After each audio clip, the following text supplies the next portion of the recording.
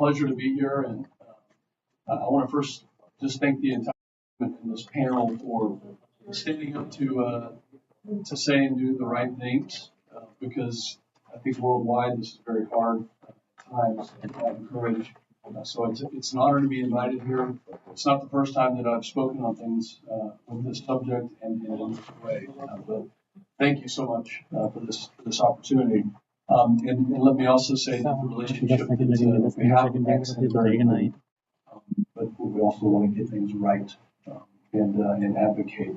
And that is true around the world. You see many countries with strong relationships, but the relationship only gets stronger when we abide by the values with regards to human rights, with regards to political stability, and this is very much part of that conversation. So I have some written remarks, and I will say those now.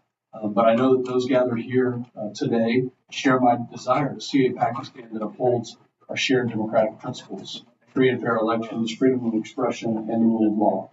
And these are not just ideals, but they're fundamental rights that must be protected.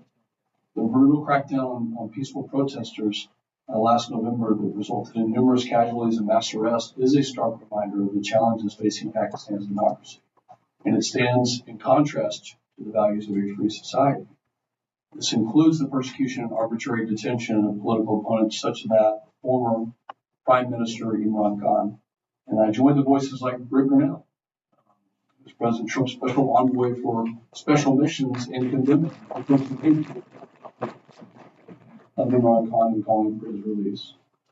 Despite these challenges, as I mentioned before, the U.S.-Pakistani relationship is vital. It remains vital, and it's vital for regional stability. It is vital for global security. However, the relationship must be grounded in shared values of democracy and human rights. This must include countering the pernicious activities of the People's Republic of China, a country who feigns being a reliable partner yet is anything but that. A country that imprisons, tortures, and genocides Uyghur Muslims in its own country. The Chinese Communist Party is counting on Pakistan to ignore this, to turn a blind eye, and to further ingrain Pakistan into China's Belt and Road initiative. This must not happen. My Pakistani American friends, all of you in this room, your voices are crucial. Your contributions to American society and your role in strengthening U.S.-Pakistan ties are invaluable. Your concern for your homeland is not just understood, it's shared. And thank you for the applause. Let me finish by saying, I look forward to working with the incoming Trump administration to reaffirm the U.S. commitment to you, the Pakistani American community, to pursue a free, fair, and democratic Pakistan and to usher in a new era of U.S.-Pakistan relationship. Thank you. Congressman, thank you so much for prioritizing the fundamental rights of the Pakistani people. That means a lot to us. Thank you. Thank you so much, and I appreciate everything that you're doing here.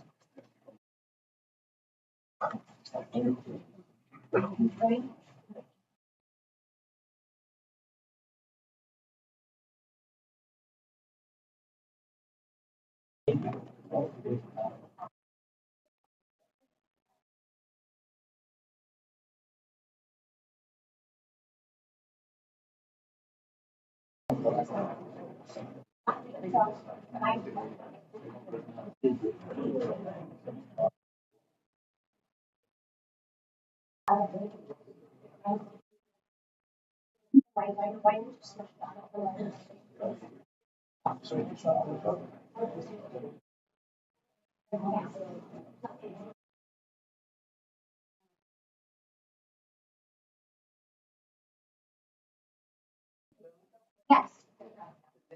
Senator from Texas.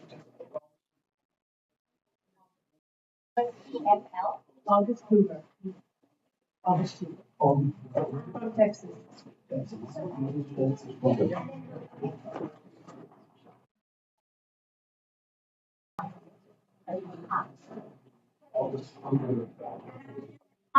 all so much for coming. My name is Mehlaga Sabani. I am director at the Community Alliance for Peace and Justice, an advocacy group that seeks to improve U.S. engagement with Pakistan in ways that prioritize democratic norms, human rights, and the rule of law. We are waiting for Congressman Khazar, who is hosting this congressional briefing, to join us momentarily. But in the meantime, we will proceed and we will start. So before we begin, I would just like to say a few words about the efforts of the Pakistani American diaspora and about our movement. Our movement is grassroots, and it is not about one particular political party. It is not about one particular person. This movement is about the principles of human rights, democratic norms, human rights, rule of law, democracy, and civilian control of the military. Unfortunately, over the past couple of years, these principles have come under increasing attack by Pakistan's military and civilian leadership, in particular from people like General Asim Munir and the Interior Minister Mohsin Naqvi. Over the past couple of years, we have seen pro-democracy activists brutalized and tortured. Journalists and human rights defenders are picked up and disappeared. And the right to peaceful protest, the right to freedom of speech, has been brutally taken away. But just as the repression in Pakistan has increased, the efforts of the Pakistani American diaspora have increased, and we are mobilized like never before. Over the past couple of years, we have secured the support of congressional representatives from across the political spectrum. We have progressive Democrats, and one has just entered, one of our very amazing champions in Congress. We'll acknowledge Congressman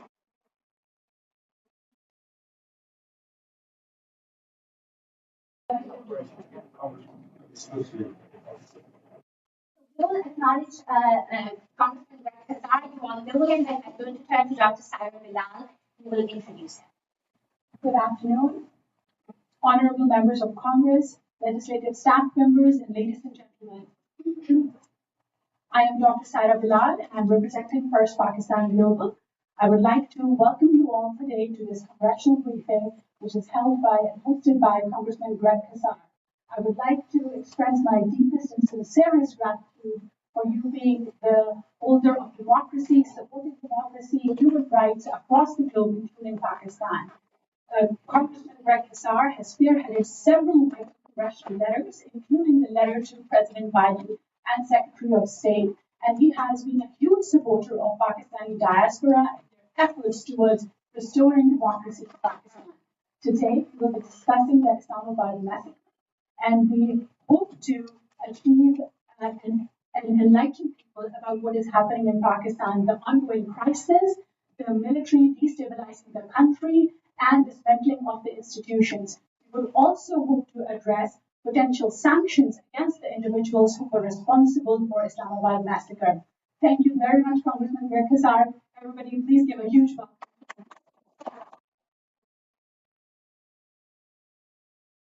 Thank you so much for the kind introduction, and I'm so grateful to those of you who have traveled from far and wide to be able to be here today to talk about the events and the killing on November 26th and 27th, talk about issues of peace and democracy both in Pakistan and across the world. And I think it's so important for the Pakistani American community to be gathered and organizing to promote peace and human rights, as you said, for everyone. I'm Greg Khazar. I'm proud to represent the heart of Texas, stretching from San Antonio to Austin, Texas.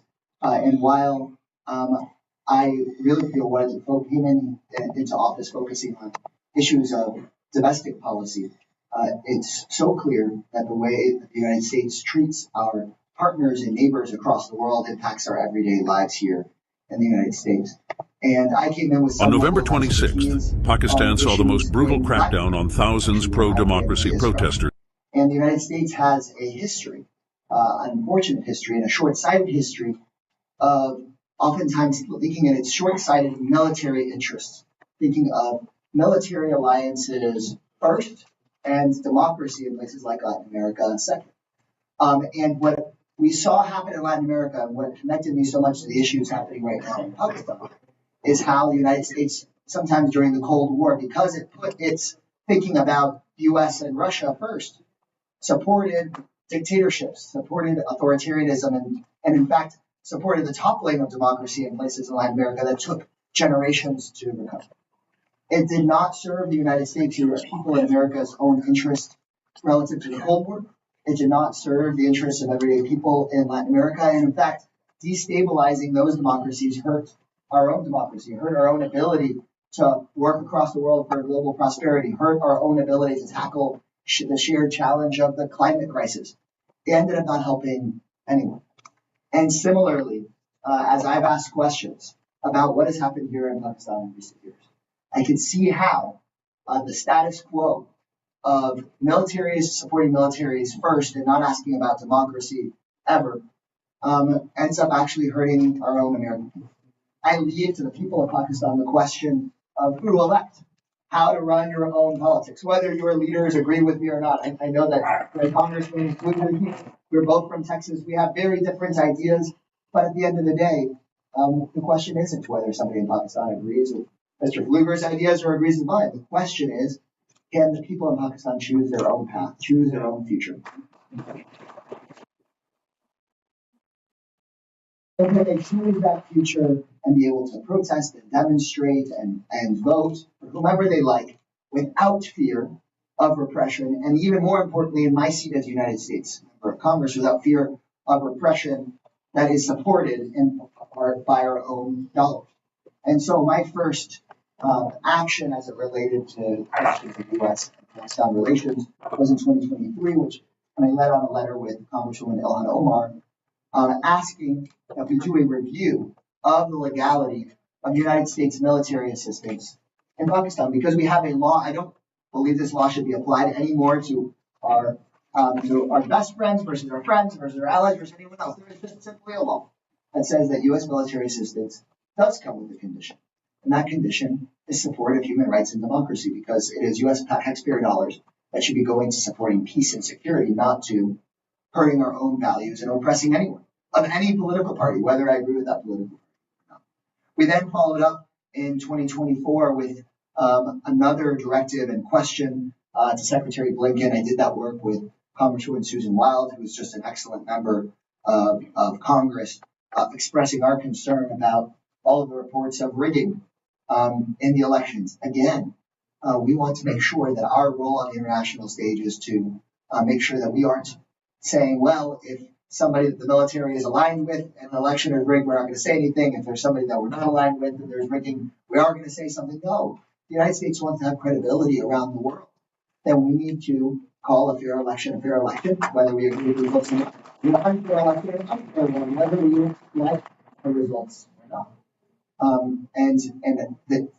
Of a country with so many people, with such a history, with such ties back to the United States, it's so important for us to be consistent. And so I and other members of Congress are willing to hold leaders of our own party to that standard of being consistent, with saying we want free and fair elections, and we want all of our partners and allies to be held to that basic standard. And then here in October of 2024, with Congressman Rick McGovern and Congresswoman Summer Lee, alongside 62 other members of Congress, we asked the Biden administration to center human rights in our U.S. policy towards Pakistan, asking for the release of political prisoners, including Imran Khan.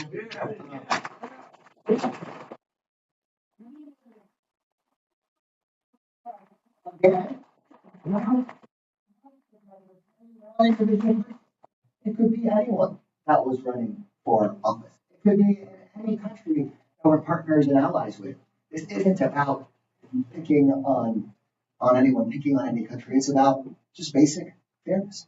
And so, in my view, there is a growing number of members of Congress that are aware of what is going on in Pakistan. I appreciate that there is an increasing bipartisanship on this issue that doesn't have to do with us having an outcome that we want, other than peace and democracy and self-determination. Because if there's peace and democracy and self-determination in developing worlds, then that is good for people who badly need it in that country, but also good for our long-term interest. We can't be thinking that people being under the United States thumb is actually good for the United States. It's better for people to be free And that is ultimately what's better for our own constituents as well. So thank you all so much for having us.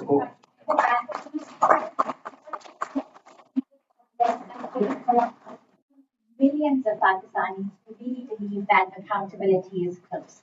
Thank you so much. We really appreciate you hosting this congressional briefing and for, especially at a time of such great and intense military authoritarianism in Pakistan. Thanks a lot to us. Thank you. Thank you. And I'm also really just a warm-up act for ranking membership. He's done this for so much longer. Absolutely. This is my favorite congressman, Congressman Jim McGovern, who is also the co-chair of the Tom Lantos Human Rights Commission. We are so grateful he's here. He's another one of our champions in Congress who's done so much to support human rights and democracy. I apologize for being late, but we're still organizing our committees, and so we're in and out, and it's a little bit, kind of chaotic. But I want to thank Representative Kazar for hosting the briefing. He's great, and he's a wonderful member, and for his leadership on this and so many other important human rights causes. I also want to thank Malaka Samdani, who's, as she mentioned, she's my constituent, I'm a member of Congress. I want to thank her for her human rights advocacy. She's the executive director of the Community Alliance for Peace and Justice, and I'm not exaggerating when I say that I think she's probably one of the most persuasive advocates that I know. Look, as our country fights to defend democratic institutions, I stand in solidarity with the Pakistani people who are engaged in the struggle for their own democracy. And, what happened in November was unacceptable. Internet shutdowns, mass arbitrary detentions, and the deployment of the military, that is never an appropriate response to people exercising their right for peaceful assembly. Amnesty International is calling for an urgent, thorough, and transparent investigation into the government's crackdown on opposition protesters, and I support what Amnesty International is advocating. But no matter who is prime minister, the Pakistani government must uphold its human rights obligations and strengthen its democratic institutions. This should include limiting the misuse and weaponization of counterterrorism laws against political actors and revisiting the 26th Amendment, which, as it stands, threatens the independence of the judiciary. There are many struggles ahead for pro-democracy forces in Pakistan, but if the tenacity of your Pakistani American constituents is any indicator, democracy and human rights will prevail. And just the final thing I would say, I co-chair a committee called the Tom Lantos Human Rights Commission. And I have always believed that if the United States stands for anything, we need to stand out loud and four square for human rights. We don't always live up to that ideal, but we have to keep on pushing to make it so that we can do better. Standing up for human rights in Pakistan is the right thing to do. And again, great.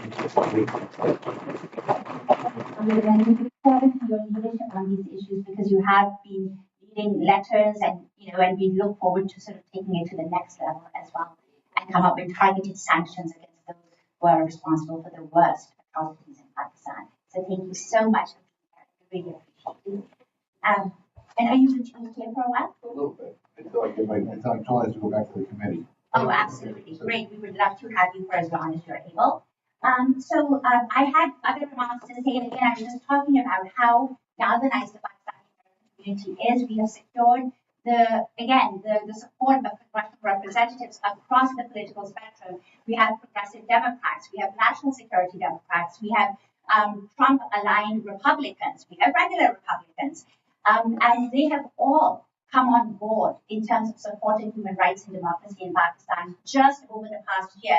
Even though we're a nascent movement, we're just getting started, but just over the past year, after Pakistan's flawed elections that were massively rigged, 368 congressional representatives voted on the House of the Floor to support House Resolution 901, calling for an investigation into those elections. And then there were a flurry of letters, right? There were almost 100 congressional reps who called for the release of Imran Khan and all political prisoners who are detained illegally, as the UN and Amnesty International have told us. And then in October, led by Congressman Jim McGovern, Greg Kazar, and Summer Lee, we had 62 congressional Democrats sign off calling on the Biden administration for targeted sanctions against people like General Asim Munir. And so that is something that we want to support. However, despite all of that, at the end of the year, we did not see any meaningful change there was no consequences for the overall US-Pakistan relationship, despite all the repression that was taking place. And a culture of impunity was created. And then what did that lead us to? That led us to one of the most horrific events that took place in the heart of Islamabad, the capital city of Pakistan. And that is the focus of our discussion today. We will talk about the horrific events of November 26th, in which the Pakistani security forces used lethal weapons against unarmed protesters, killing at least 15 and injuring hundreds. 2 months later, dozens and dozens of people remain missing and unaccounted for, and they are presumed dead. Our forum today will examine various dimensions of this brutal crackdown and the cover-up that took place in its aftermath. From a variety of different perspectives, we will end with specific recommendations that we believe should be pursued in Congress against Pakistan's civilian and military leadership. We have an excellent lineup of speakers who will sort of discuss different dimensions, and I will introduce them as it becomes their turn to speak. First of all, we have, I will invite actually Dr. Boyd Pirsaga, who is a leading Pakistani journalist and former broadcast TV anchor, as well as the editor of Global Village Space. He will provide us with the overall context in which the Islamabad massacre took place, as well as the failure of Western media outlets to effectively cover it. Thank you to all of you for being here. Thank you, Mr. Andani and Congressman Greg Kazar for organizing this, Congressman. Thank you, Congressman Jim McGovern. I just heard the comment. Thank you so much for it. And Congressman Kruger, who just left after making this comment. I have a prepared testimony. I was asked to basically wind. We have a shortage of time, so I quickly return to my prepared points. For context, it's important to emphasize that I have worked with top media networks, including the state broadcaster, as television anchor, political analyst and editor since 2005. I have written extensively on Pakistani politics and have been founder editor of print and online publications. Before media, I worked for more than 10 years with Fed government of Pakistan.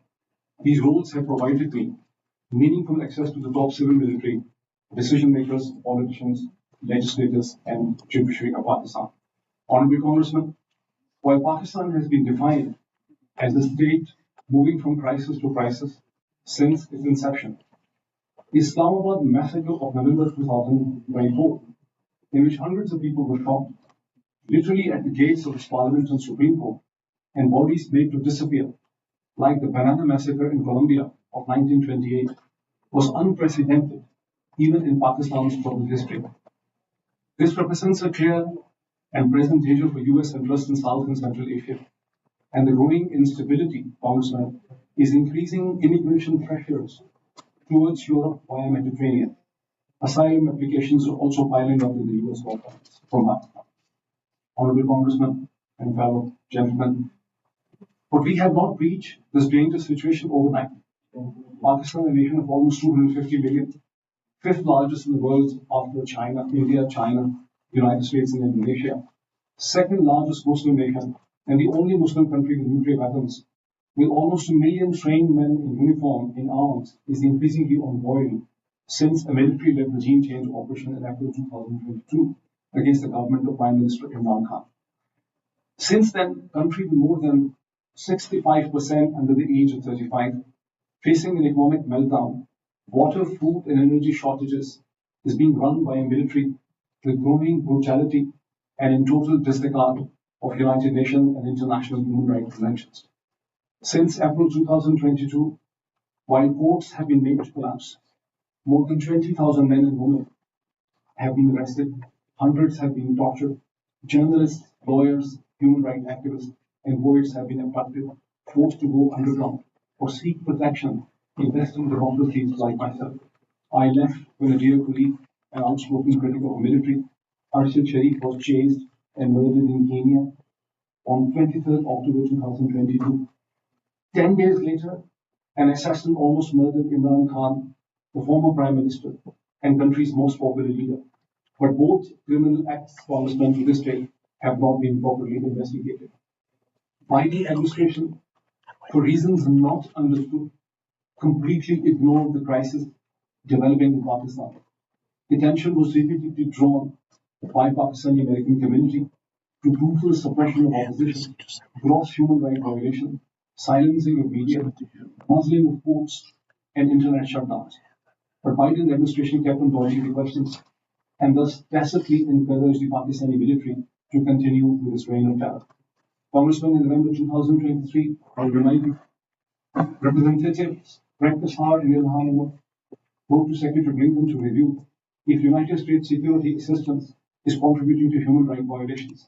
And on 28 February 2024, after elections were massively rigged in Pakistan by the military, 31 congressmen led by Representatives Greg Casar and Susan Wyatt wrote to Secretary Blinken to withhold recognition of an apparently illegitimate government till a transparent and credible investigation is conducted into alleged election interference and irregularities. In June 2024, in an unprecedented move, United States Congress and House Resolution 901 affirmed its support for democracy and demanded investigation into election irregularities and interference by the military. And in October 2024, 4 weeks before the Islamabad massacre, Representatives Greg Casar, Jim McGovern, yourself, and Congresswoman Sana Lee again led 61 congressmen asking Biden administration to emphasize human rights and rule of law in its policy towards Pakistan, and demanded release of all political prisoners, including the former Prime Minister Imran Khan. Congressmen, all unfortunately fell on deaf ears. Washington ignored the growing crisis, including increasing reports of transnational repression, piling up the Federal Bureau of Investigation. These are hundreds of instances of intimidation and violence against relatives, families, and associates of Pakistani Americans in Pakistan by the military regime for the views expressed within the US, for reaching out to the congressmen and for the comments on Twitter, which is, by the way, blocked in Pakistan since 17 February 2024. Congressman, Islamabad massacre was thus the culmination of growing public outrage and helplessness against rigged elections, destruction of the court system, and silence of the international community led by Washington. It was in these circumstances that more than 100,000 protesters marched into capital Islamabad to demand release of political prisoners, restoration of the Supreme Court, and respect for the stolen mandate in February election. Instead of negotiating with peaceful, unarmed protesters, a military operation was conducted in the middle of the night. No one knows how many were really killed, as dead bodies were made to disappear, just like the Banana Massacre of 1928 in Colombia. I hope Ryan Grimm of Dropsite, who I see here, who did an investigative story, will provide more details about this massacre. Congressman, in my humble opinion, unless the US Congress impresses upon the incoming Trump administration to develop a focus on Pakistan through special envoys and demand person-specific sanctions against the officers of the military regime and police responsible for the massacre, human rights violations, instability and chaos will continue to grow in Pakistan, increasing risk for its neighbors and the United States' interest in the region. Thank you.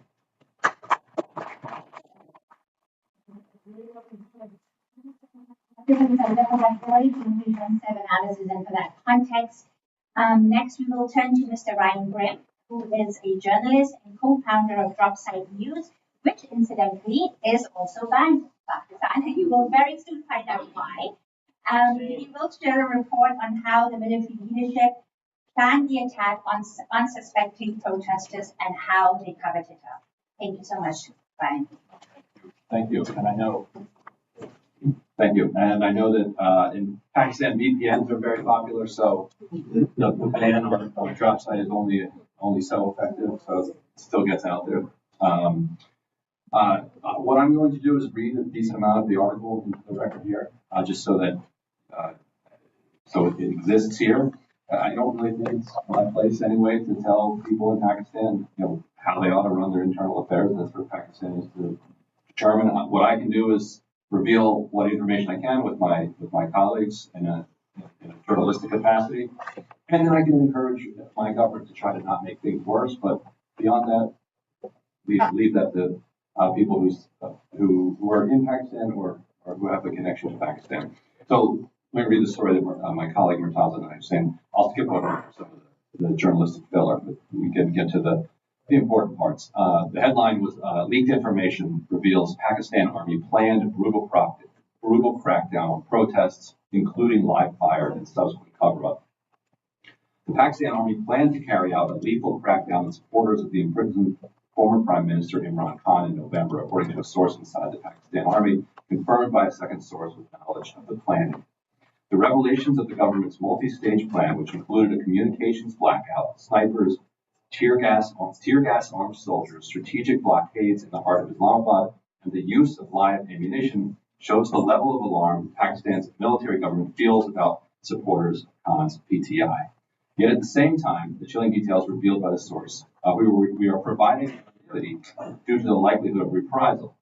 Along with the government's repeated denials of the details of its operation, suggests it remains confident in its ability to crush dissent and break the back of the pro-PTI movement. A second source with knowledge of the planning independently confirmed the outlines of the Army source's information. If I could just pause he will go on, sir. There's a lot to cover here. That covers it. No, there's a lot to cover, and I'm sure the Congressman has other meetings to attend to. So thank you so much for coming. Congressman Frank Pallone, we really appreciate you being here and to express your views on democracy and human rights in Pakistan. He's our congressman from New Jersey. Well, thank you. And I don't really have a lot to say, but and you probably heard it from some of the others, but let me just comment a little bit. I think some of you may know or may not that I have I don't want to say large, but I'll call it a large Pakistani American community in my district, which is in the central part of New Jersey, near New Brunswick, where Rutgers University is.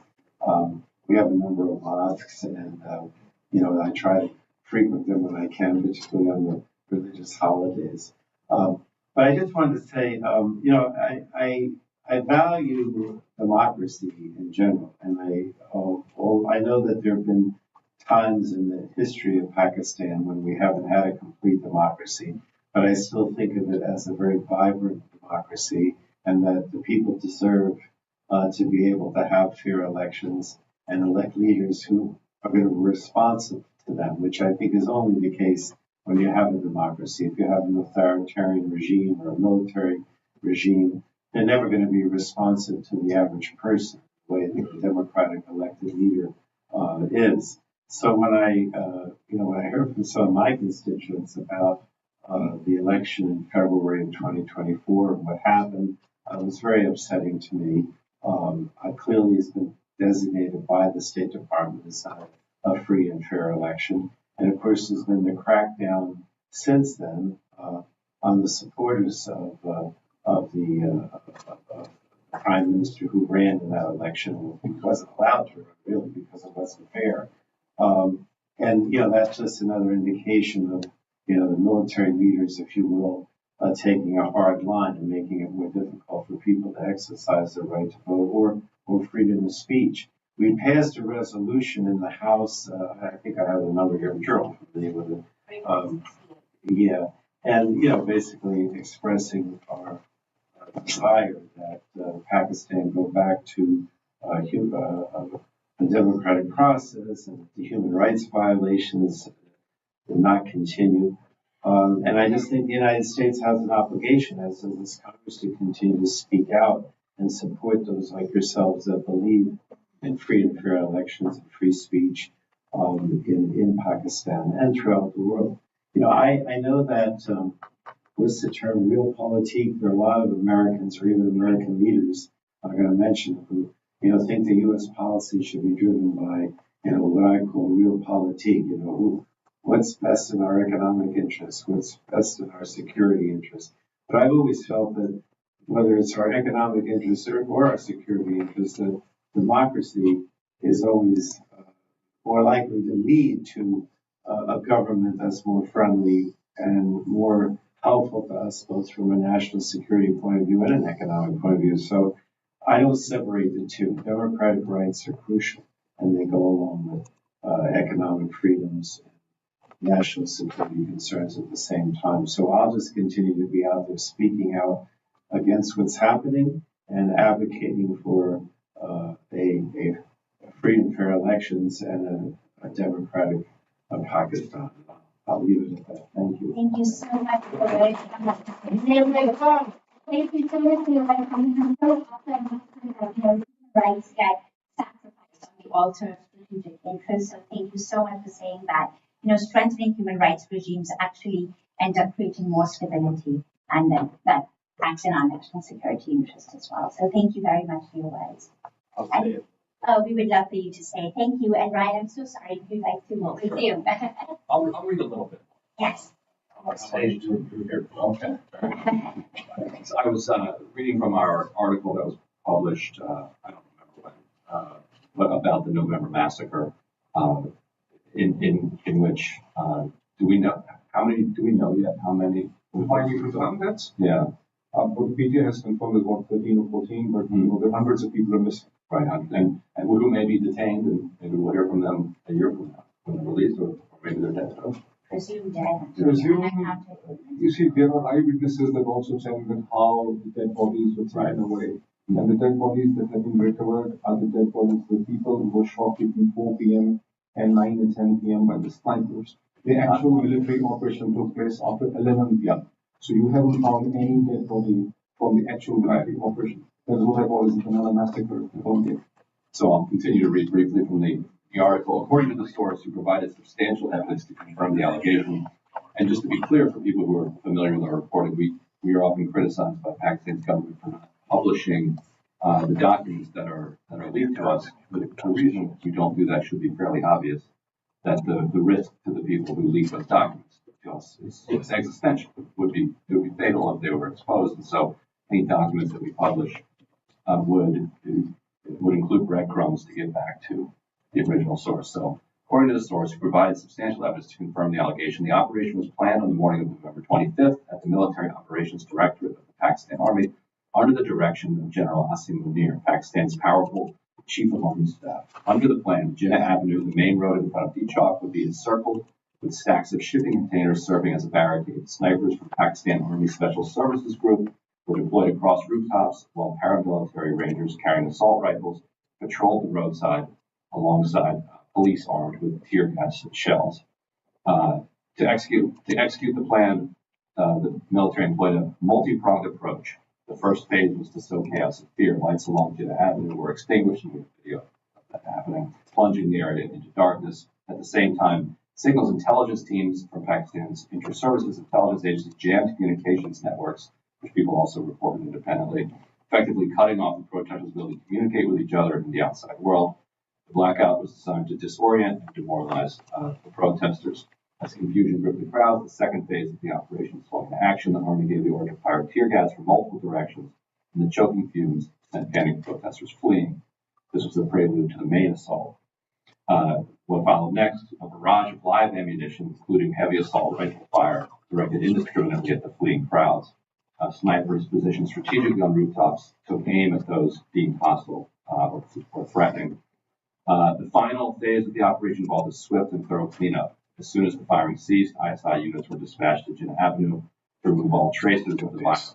This included removing bodies, shell casings, and any other evidence that could contradict the government's narrative of peaceful dispersal. So a lot of this is backed up by eyewitnesses who confirmed the end that was visible. This is from the sources inside the government. Thank you so much, Ryan. Ryan, thank you so much for that report. Very comprehensive.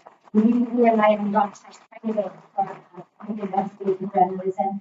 And I would like to now recognize Congresswoman Rashida Tlaib, who is a hero to many of us and has been at the forefront of speaking out for human rights and democracy and self-determination around the world.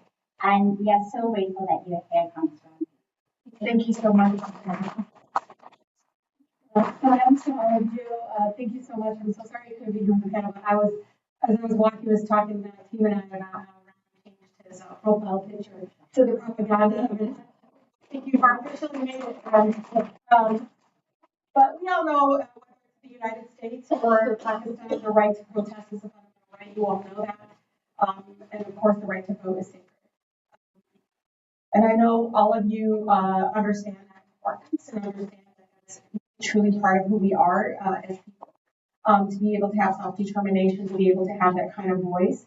But I agree with the Pakistani people because I've seen, when it personally seen some of the targeting me as an American of different faith, different ethnic background, about suppression of my voice, my First Amendment right, my ability to be able to boycott, all of those things, and how that's interconnected also with the similar kind of attack and suppression that we see of the Pakistani people. And we know how, and how did, the Pakistani regime respond to its own citizens? We all know by shooting them with live ammunition, by tear gassing them, beating them, arresting them, and lying about it. Again, I've also seen that right here in our backyard with protesters and the current president sending out, National Guard and military folks to go out there against suppress that kind of movement to be able to have a voice and speak up. But we know these anti-democratic measures very much are dangerous. We know that it will lead to, the imprisonment of political opponents, as we saw and so many others. I've heard of journalists, people that even work at NGOs have been targeted simply for trying to protect the Pakistani people and people that are speaking out. But I want to be very clear because I am a person that grew up in the most beautiful, blackest city in the country, where they taught me to speak truth to power, even if even if it's unpopular, even if my voice shakes. I just want you to know I'm very, very much disappointed in my own country for continuing to be an ally to this kind of undemocratic process and just their dangerous, again, attacks on folks being able to speak up. We already dollars in weapons and military aid over the years with little regard to basic human rights. And I always tell people it's not always just Palestine that is impacted by unconditional aid or just not using the leverage that we have as a country. We see it all over the world where my own country continues to fuel that kind of human rights abuses. But we stand here together saying free Imran Khan. We stand here together and saying,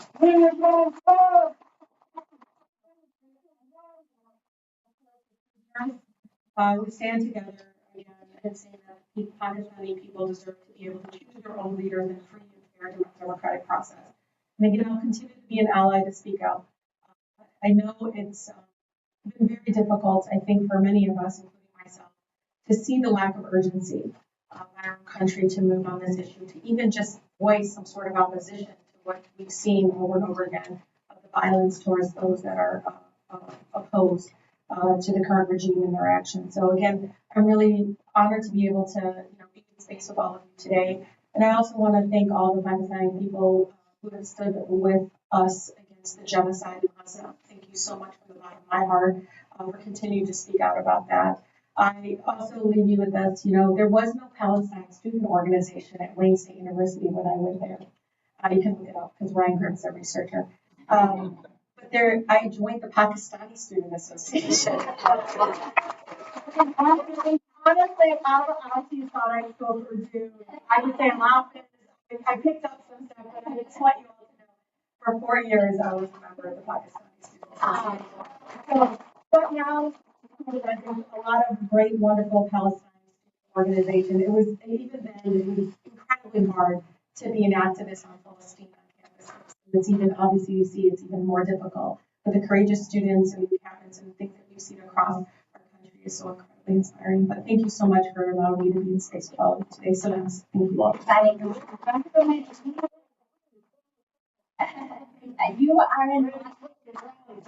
You are an honorary Pakistani and a profile in courage for all of us.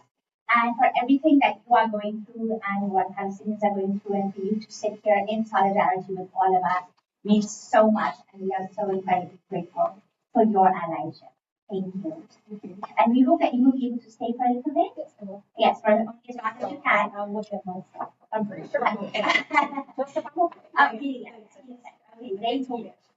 Thank you so much.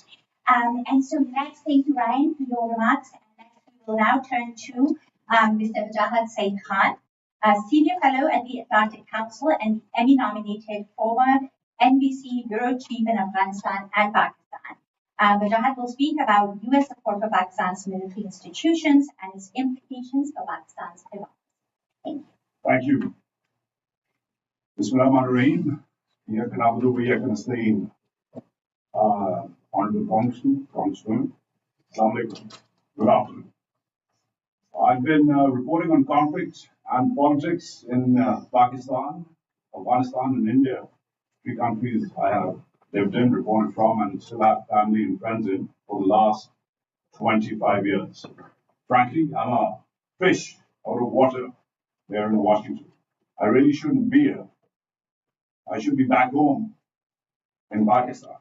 And yet, I can't be back home because home no longer feels like home.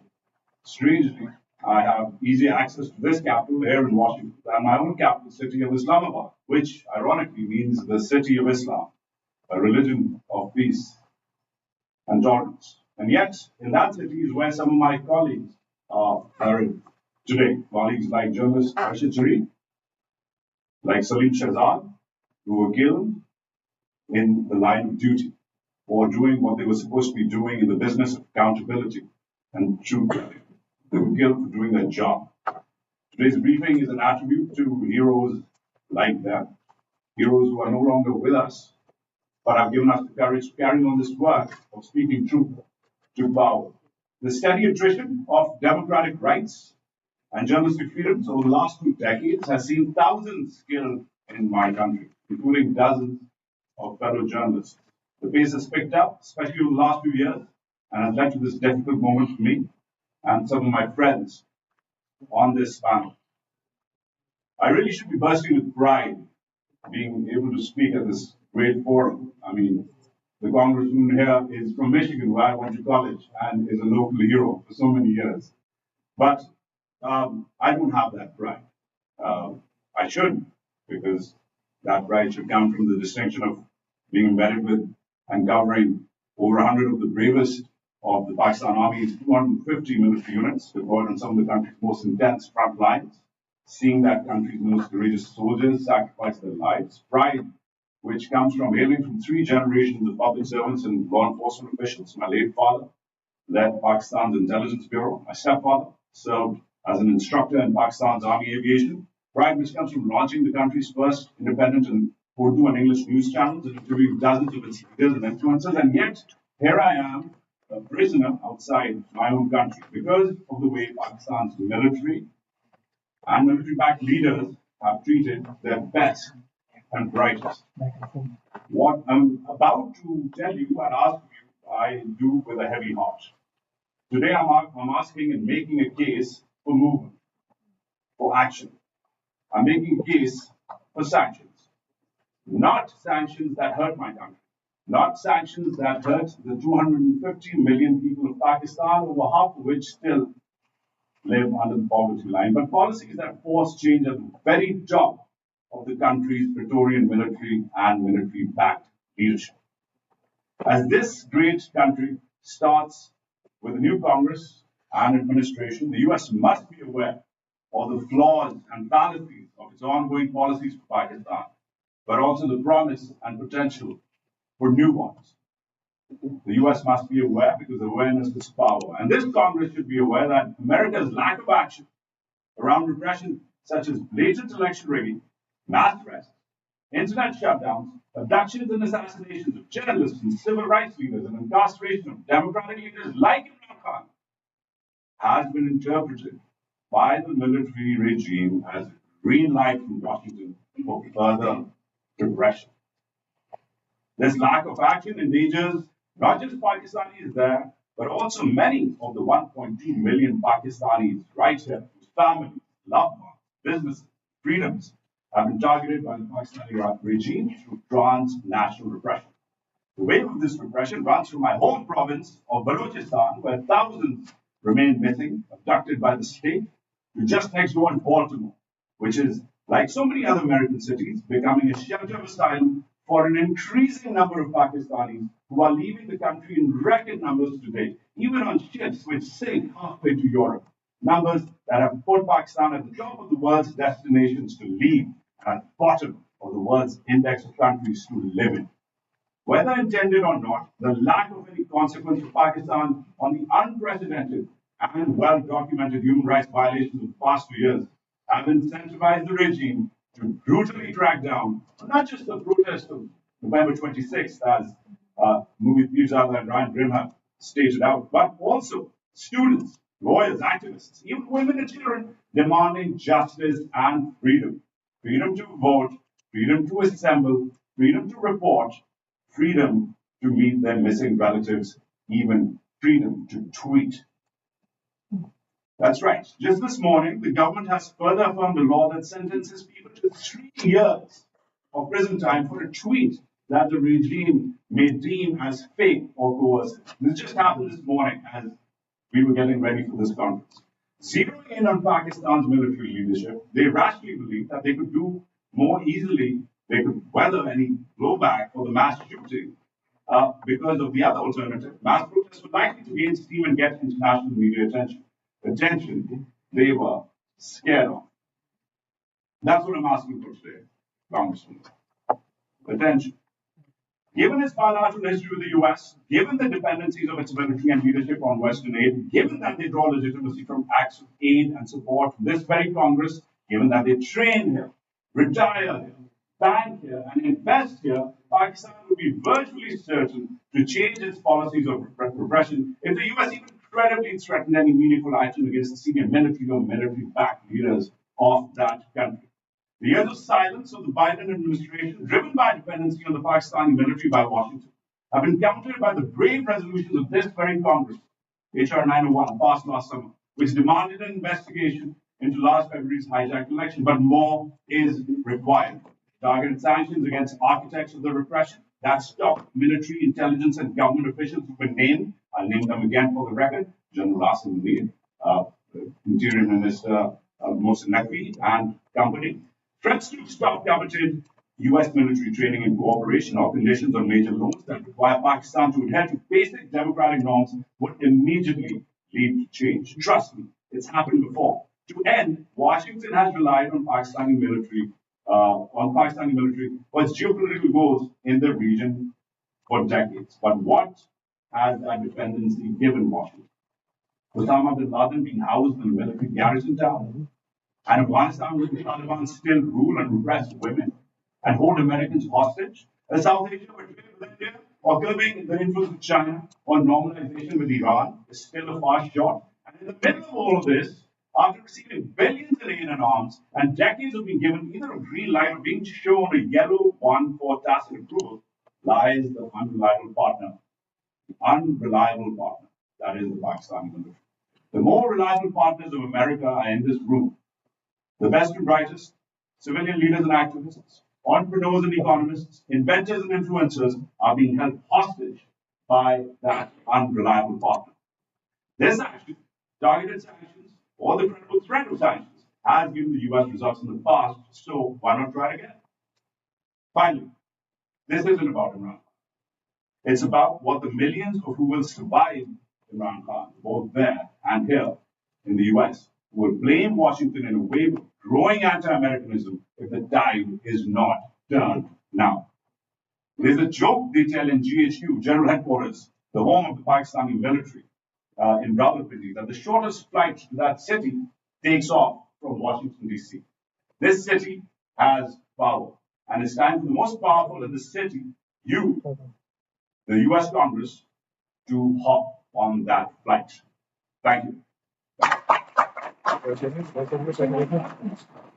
you so much for that. That's a very compelling your own personal story and also for those compelling arguments about why the US needs to reevaluate its relationship with the Pakistani military. And with that, I'm now going to turn to Mr. Benjamin Linden, who is the Advocacy Director of Europe and Central Asia at Amnesty International. He will share the various statements issued by Amnesty during the massacre, as well as about the broader human rights concerns surrounding political repression and democracy in that. Thank you so much. Thank you, everybody, for coming here. Thank you to First Pakistan Global and Representative Kassar's office for convening us here today. Couple of words very quickly about Amnesty International. We are a nonpartisan organization. We don't favor any political parties. We don't endorse or oppose political figures. We don't certify elections or do anything of that sort. What we do is stand up for human rights globally. We document human rights abuses in line with international law, and we advocate for correcting those abuses. As it relates to Pakistan, I want to talk first about the context broadly within the country on the right to protest. We see generally a pattern of clampdown on protests and freedom of assembly, not just focused on PTI supporters. This is also the case specifically in the case of the Baloch National Gathering, for example, in July, where we saw use of live ammunition, and even this past weekend, a heavy crackdown by police against Baloch protesters in Karachi during what should have been a peaceful and was a peaceful political mobilization campaign. We've also seen anti-terrorism laws targeting other minority groups, including the Pashtun Taghuz movement and other minority groups, in what is really an affront to the freedom of association and peaceful assembly.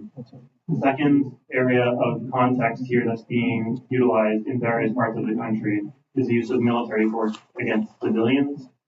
The trial by military courts are conducted in complete secrecy with limited access to counsel or opportunity for defendants to prepare for their trials. It allows essentially no right to appeal. Even going back several years to 2019, we saw military trials being used against, just as one example, a human rights defender by the name of Idris Atak, and his trial by military courts, which was completely unfair and arbitrary, as is always inherent in military trials. He had worked for years as a human rights defender. He consulted with Amnesty and other human rights organizations.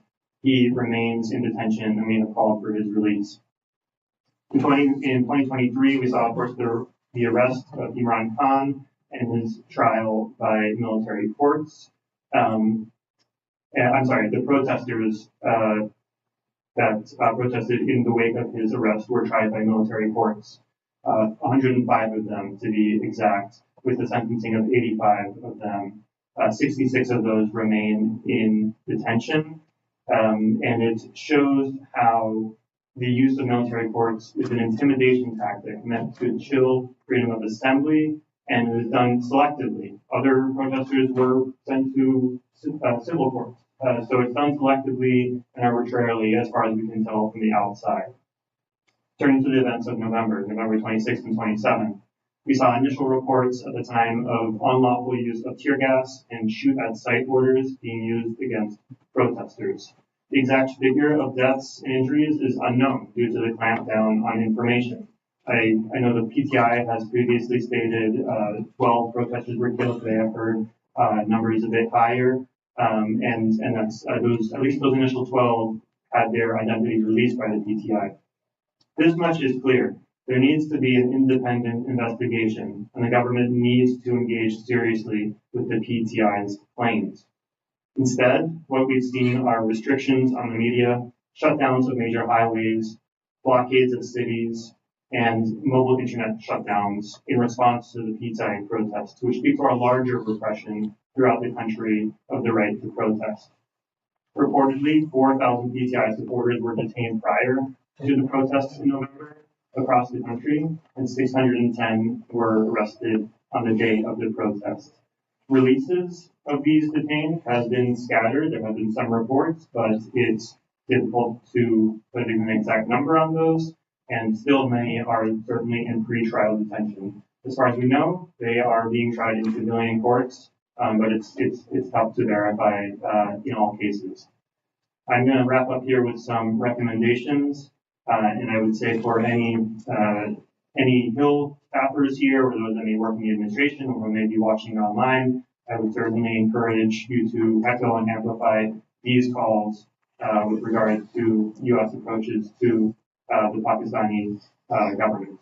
First, Amnesty is calling for a prompt, thorough, impartial, effective, and transparent investigation into the deaths and injuries of protesters and the unlawful use of force, including use of lethal and less lethal weapons by security personnel. So far, these calls have gone unheeded. And again, this is not just being targeted at PTI supporters. Second, we're calling for the immediate release of all protesters detained solely for exercising their right to peaceful assembly. And third, we are calling for the end of the use of military courts to try civilians. Thank you.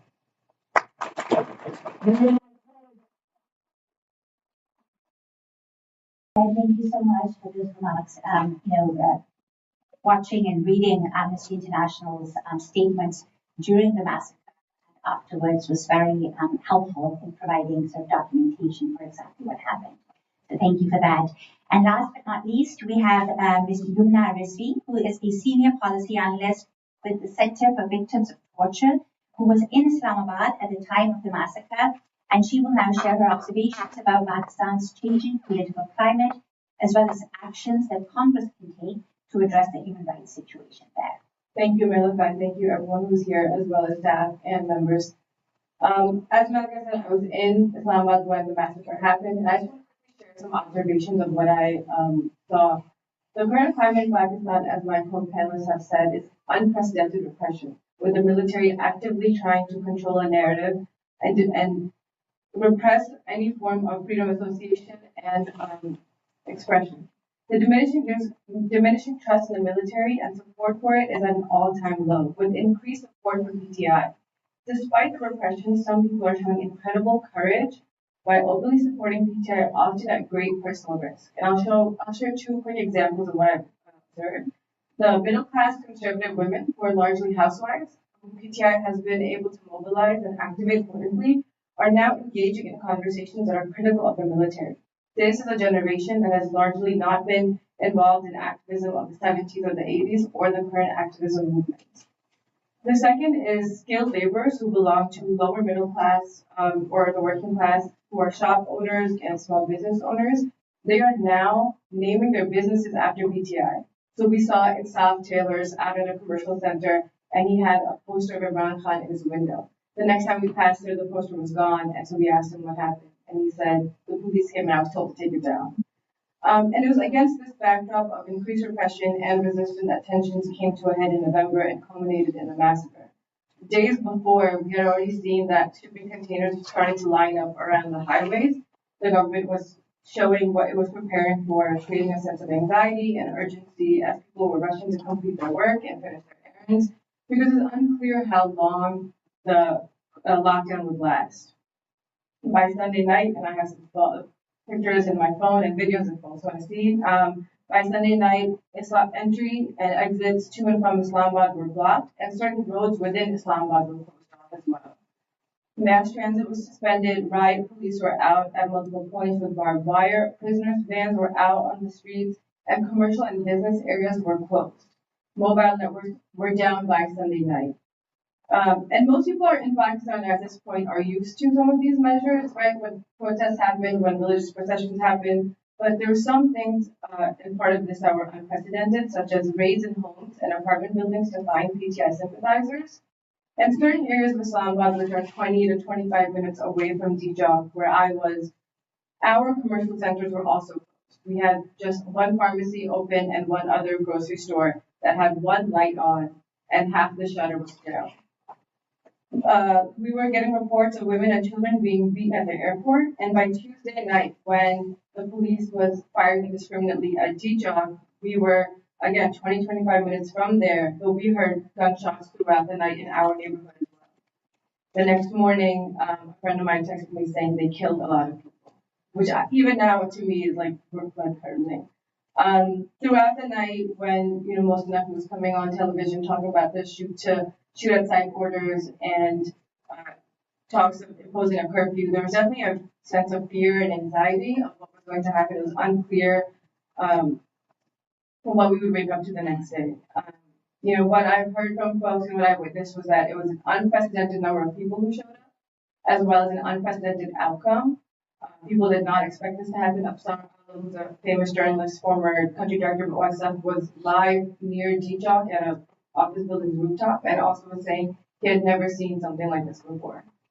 The number of deaths, as my panelists have said, is disputed. Matthew John, again, a journalist who was reported from outside one of the hospitals, trying to get data and information on number of deaths or injured, was ultimately detained by the law enforcement agencies. And so this is the current climate of Pakistan.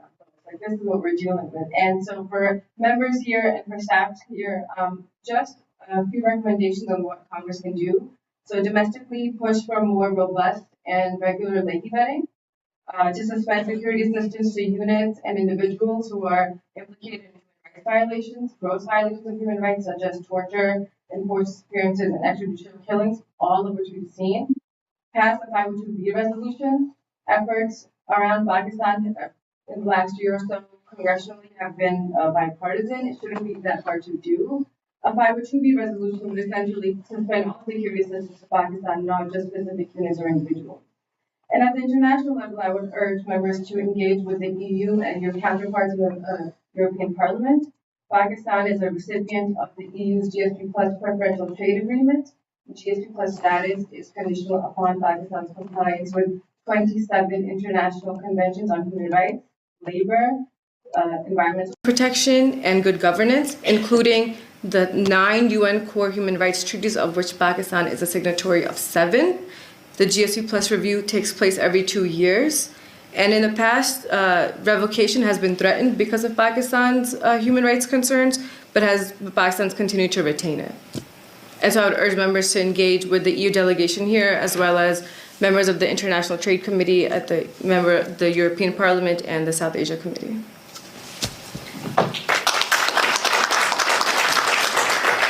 Thank you so much, Yumna. Thank you for sharing your personal experience of how it was in Islamabad that very, very fateful day. I'd like to thank all of our panelists for their very incisive analysis and their expertise. Thank you all so much for giving of your time. Congresswoman, thank you so much for staying for the course of this panel. We really appreciate your help, and we really hope that you will remain at the forefront of sort of galvanizing your colleagues in Congress to in support of human rights and democracy in Pakistan. We're coming to the end of this forum, everyone. But again, as we had mentioned, the Pakistani diaspora is literally just getting started. You have seen how much we have accomplished over the past year, and today you heard in gruesome detail about the cruelty that was unleashed on unarmed and peaceful protesters and the callousness with which it was covered up. And you have seen the context within which this massacre was allowed to happen. And you have also heard how important it is for the US government to now reevaluate its relationship with the Pakistani military. For far too long, our rights, the rights of the Pakistani American people and the rights of the Pakistani people have been trampled in pursuit of strategic interest. We cannot let that happen anymore. The perpetrators, the masterminds, the architects of repression in Pakistan are people like General Asim Munir, are people like Mohsen Naqvi. We have to name them, we have to shame them, and we have to build on the letters that we have come up with, or our congressional representatives have come up with over the past year.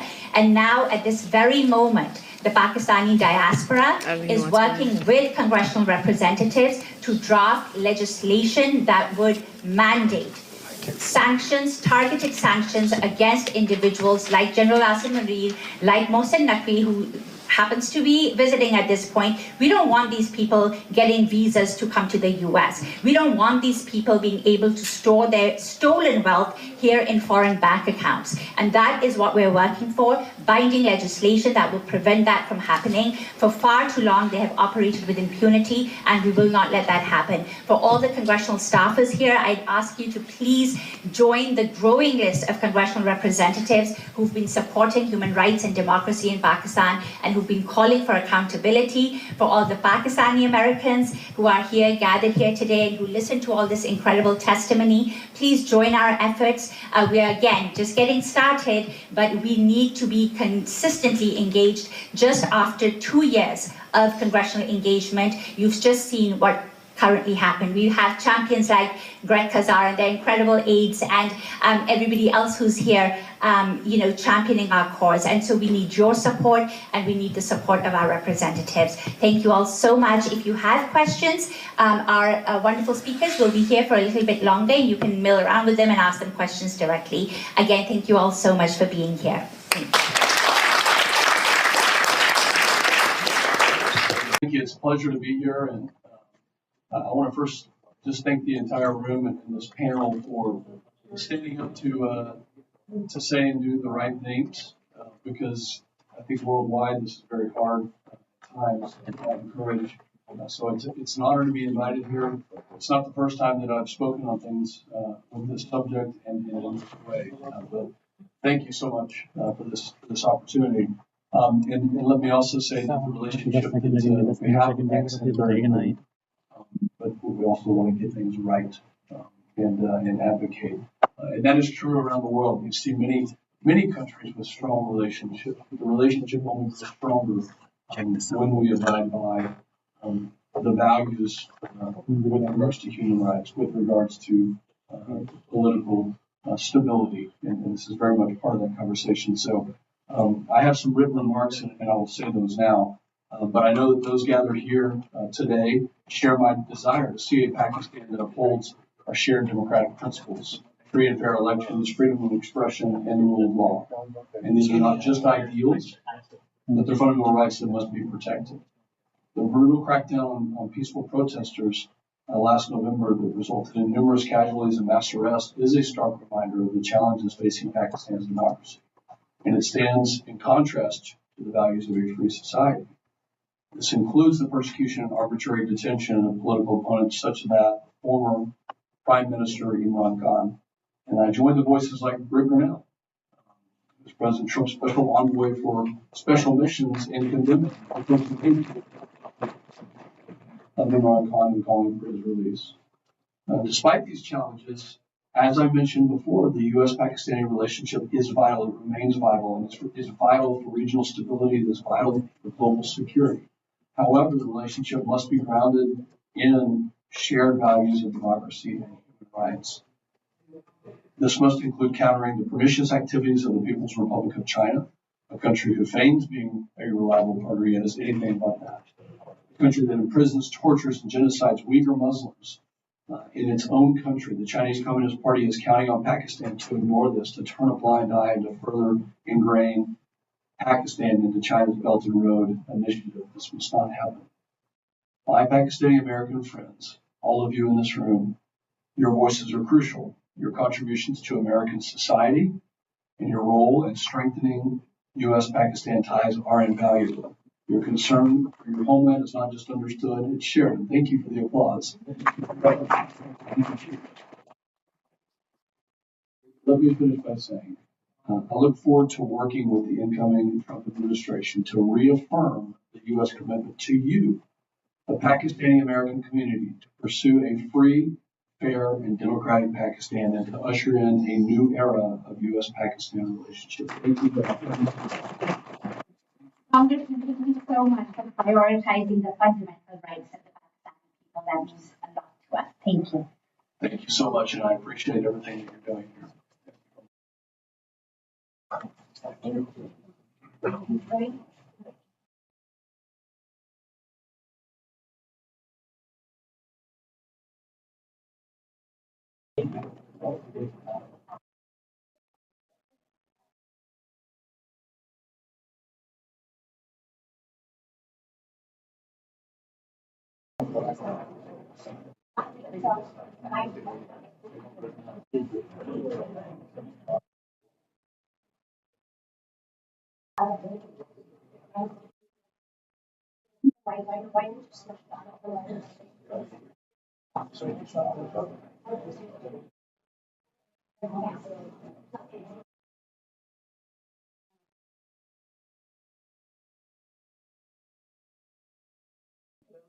Yes.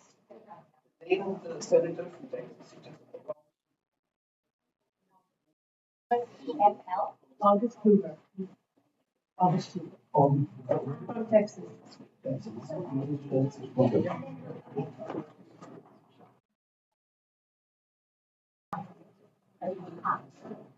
Thank you all so much for coming. My name is Mehlagai Pagani. I am director at the Community Alliance for Peace and Justice, an advocacy group that seeks to improve U.S. engagement